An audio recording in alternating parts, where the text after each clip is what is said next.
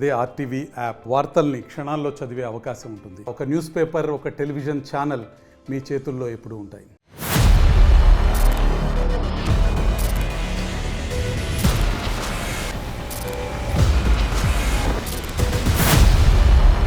మన దేశ చరిత్రలో ఒకే రోజు రెండు సంచలనాత్మక తీర్పులు వెలువడ్డాయి. ఒక కేసులో యువతికి ఉరి శిక్ష విధించగా మరో కేసులో యువకుడికి జీవిత ఖైదీ విధించారు. ప్రియుణ్ణి ప్రేమ పేరుతో నమ్మించి ద్రోహం చేసి చంపేసిన కేసు ఒకటైతే, ట్రైనీ డాక్టర్ను అత్యాచారం చేసి అత్యంత కిరాతకంగా చంపిన కేసు మరొకటి.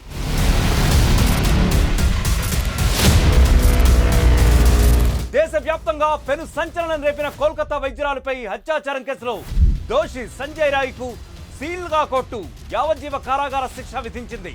ఈ కేసులో నిందితుడు సివిక్ వాలంటీర్ సంజయ్ రాయ్ను భారతీయ న్యాయ సంహితలోని 64, 66, 103(1) సెక్షన్ల కింద శనివారం దోషిగా తేల్చిన అదనపు జిల్లా సెషన్స్ జడ్జ్ అనిర్బన్ దాస్ సోమవారం మధ్యాహ్నం ఈ మేరకు తీర్పునిచ్చారు. అయితే సిబిఐ తరపు న్యాయవాది మాత్రం అది చాలా అరుదైన కేసని, ఈ ఘటన పౌర సమాజాన్ని ఎంతగానో కలిచివేసిందని కూడా గుర్తు చేశారు కోర్టులో. అయితే దోషి సంజయ్ రాయ్కు ఉరిశిక్ష విధించాలని ఆయన డిమాండ్ కూడా చేయడం జరిగింది. అయితే వైద్యులకే రక్షణ లేకపోతే ఇంకేం చేయాలని, మరణశిక్ష మాత్రమే సమాజంలో విశ్వాసాన్ని పునరుద్ధరించగలదని, పెంపొందించగలదని కూడా ఆయన వాదించడం జరిగింది. ఇరుపక్షాల వాదనలు విన్న జడ్జి ఇది అరుదైన కేసు కాదని పేర్కొంటూ చివరికి జీవిత ఖైదును విధించారు.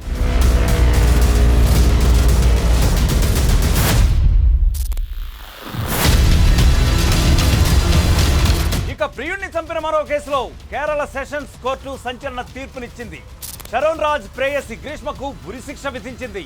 తీర్పును వెలువరించే సమయంలో ఈ కేసు అరుదైన కేసుల్లోనే అరుదైన కేసుగా చెప్పుకొచ్చింది కోర్టు. అందుకే ఈ కేసులో వయస్సును పరిగణలోకి తీసుకోకుండా నిందితురాలు చేసిన కఠిన నేరానికి గ్రీష్మకు ఉరిశిక్ష విధిస్తున్నామని Kerala sessions court తీర్పునిచ్చింది.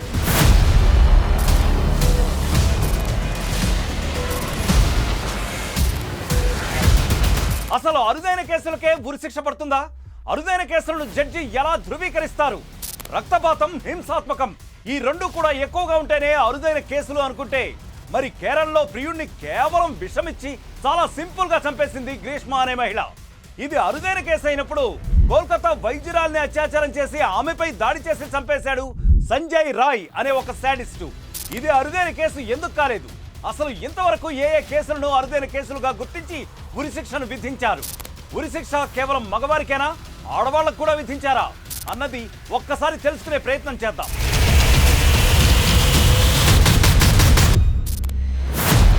Case number 1, Kasab. మన దేశంలో ఈ పేరు వింటేనే చాలు రక్తం మరిగిపోతూ ఉంటుంది. ఇప్పటికైతే నాకు కూడా. ఎస్, ముంబైలో అతను చేసిన హత్యాకాండను, దారుణ మారణ కాండను ఇంకా ఎవ్వరూ మర్చిపోలేదు.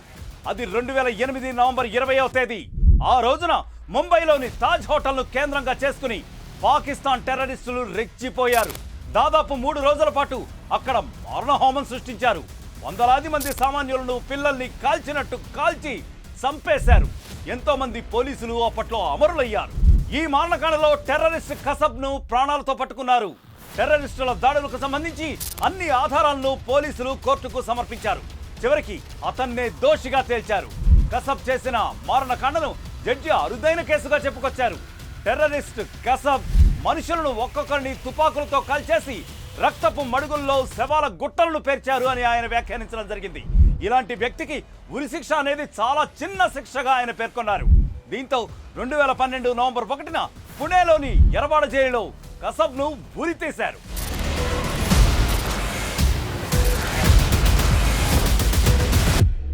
ఇంకా ఇలాంటి అరుదైన కేసుల్లో రెండవ కేసు ఏంటో చూద్దాం. యావత్ దేశాన్ని సంచలనానికి గురి చేసిన నిర్భయ కేసులో దోషులను ఉరి తీశారు. భారతదేశ చరిత్రలో ఒకే రోజు 4 దోషులను ఉరి తీయడం అది రెండవసారి. 1983 నవంబర్లో దొంగతనాలకు పాల్పడి వరుస హత్యలు చేసిన 4 యువకులను పుణేలోని ఎర్రవాడ జైలులో ఉరి తీశారు. మళ్ళీ 36 ఏళ్ల తర్వాత, సరిగ్గా 36 ఏళ్ల తర్వాత 2020 జనవరిలో నిర్భయ దోషులను అదే పద్ధతిలో ఉరి తీశారు. స్నేహితుడితో కలిసి బస్సులో వెళ్తున్న యువతిని అతి కిరాతకంగా మృగాళ్లలా మీద పడి గ్యాంగ్ రేప్ చేశారు. ఆ తర్వాత ఆమె మర్మాంగాల్లోకి ఇనుప రాడ్లను గుచ్చి మరీ రాక్షసానందం పొందారు ఆ దుర్మార్గులు. దీంతో యువతి శరీరంలో ఎముకలు విరిగిపోయాయి. రన్నింగ్ బస్సు నుంచి యువతిని రోడ్డుపైకి విసిరేసి నిందితులు పరారయ్యారు, పైశాచిక ఆనందం పొందారు. ఈ కేసులో 4 యువకులను దోషులుగా తేల్చారు. ఒక యువతిని అంత దారుణంగా అత్యాచారం చేసి హింసించి చంపిన ఈ కేసును న్యాయమూర్తి rarest of the rare case అంటే అరుదైన కేసుల్లో అరుదైనదిగా ఆయన పేర్కొన్నారు. 4 దోషులకు జీవించే హక్కు లేదని, ఇక ఏ మాత్రం వారు బ్రతికుండకూడదని ఆయన నిర్ధారించుకుని ఉరిశిక్ష విధించారు. 21వ శతాబ్దంలో యావత్ దేశాన్ని కదిలించిన అత్యంత దారుణమైన హేయమైన అత్యాచారం కేసులో నిర్భయకు 7 సంవత్సరాల సుదీర్ఘ విరామం తర్వాత న్యాయం దక్కింది. బీహార్ జైలు గోడల మధ్యలోనే ఉన్మాదులైన ఈ 4 దుర్మార్గులకు దోషులకు ఒకేసారి ఉరిశిక్షను అమలు చేశారు.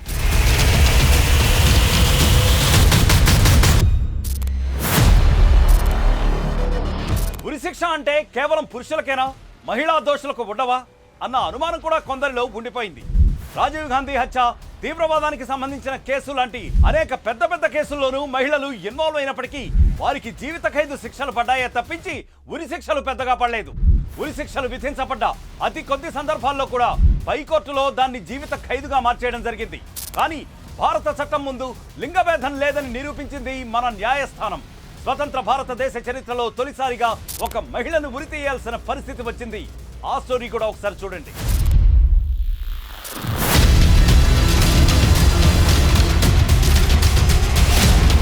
ఇక 3వ అరుదైన కేసు ఏంటంటే ఉత్తరప్రదేశ్కు చెందిన షబ్నమ్ అనే యువతి. ఆమె గురించి చెప్పాలంటే చాలా పెద్ద చాప్టర్సే ఉన్నాయి. ఎందుకంటే 2008వ సంవత్సరం, అది ఏప్రిల్ 14వ తేదీ తన ప్రియుడితో కలిసి కుటుంబం మొత్తాన్ని కూడా అతి దారుణంగా, కనీసం ఆమె ఒక మహిళ అని కూడా గుర్తెరగకుండా హత్య చేసేసింది. తల్లి, తండ్రి, 2 సోదరులు, సోదరి, బావలతో పాటు 10 నెలల మేనల్లుని కూడా అత్యంత కిరాతకంగా ఆమె చంపేసింది. ప్రియుడు సలీంను షబ్నమ్ కుటుంబ సభ్యులు వద్దన్నందుకు 7 అనవసరంగా దారుణ హత్యకు గురయ్యారు. వారి జీవితాలను బలితేసుకున్నారు. పాలల్లో మత్తుమందు కలిపి ఇంట్లో వాళ్ళందరికీ ఇచ్చింది. వాళ్ళంతా స్పృహ కోల్పోయాక ప్రియుడితో కలిసి గొడ్డలితో అత్యంత పాశవికంగా హేయంగా నరికి చంపేసింది. ఆమె నెలల వయసున్న మేనల్లుడిపై కూడా కనికరం చూపకుండా గొడ్డలితో నరికేసింది. గుర్తు తెలియని దుండగులు చంపేశారని నటించినా చివరికి షబ్నమే అందరినీ హత్య చేసినట్లు నిర్ధారించారు. షబ్నంతో పాటు ప్రియుడు సలీంకు కూడా 2010లో అమ్రోహా జిల్లా కోర్టు ఉరిశిక్ష విధించింది. ఆ తర్వాత అలహాబాద్ హైకోర్టుకు కేసు ట్రాన్స్ఫర్ అయింది. అన్ని కోర్టులలోనూ షబ్నంకు ఉరిశిక్ష పడింది. దీని మీద సుప్రీంకోర్టుకు వెళ్ళగా 2017లో అత్యున్నత ధర్మాసనం కూడా ఉరిశిక్షే ఖరారు చేసింది. అటు రాష్ట్రపతి కూడా క్షమాభిక్షను తిరస్కరించారు. చివరికి 2021లో దేశంలో మహిళా ఉరిశిక్ష గది ఉన్న ఏకైక జైలు మధుర జైలులో ఆమెను ఉరితీశారు. ఇప్పుడు కేరళలో ప్రియుడిని చంపిన కేసులోనూ గ్రీష్మకు ఉరిశిక్ష పడింది. ప్రేమించిన యువకుడిని నమ్మక ద్రోహం చేసి చంపడం అరుదైన కేసుల్లోనే అరుదైన కేసుగా కోర్టు భావించడం జరిగింది. ఆమె వ్యక్తిని చంపలేదని, ఒక నమ్మకాన్ని, ప్రేమను చంపేసినట్లుగా భావించిన కోర్టు ఆమెకు ఉరిశిక్ష విధించింది.